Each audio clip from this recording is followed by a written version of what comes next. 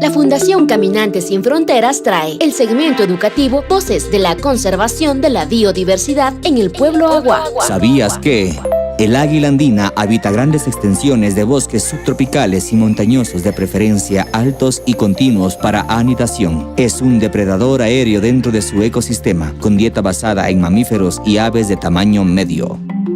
Proteger los bosques andinos ayudan a preservar el hábitat del águila andina. Es un mensaje de Voces de la Conservación, con la colaboración de la Federación de Centros Agua del Ecuador, el apoyo del Fondo de Alianzas para los Ecosistemas Críticos y Fundación Futuro Latinoamericano. Fundación Caminantes Sin Frontera Karamdi, Urusa Kamdamisna, Pitpara Kuiragin Swashpa, Puebla Wagin, Muragis, Chine Penatkis.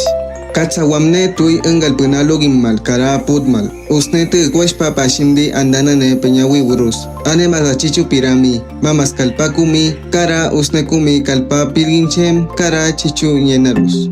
Enggal landino kuiragitne ka wandi watsanayel katsawampa. Ane masakainami pitpara kuiragin yen wendu fekaigasa kara que wendu Fondo Alianzas para el Ecosistema Críticos, kara Fundación Futuro Latinoamericano.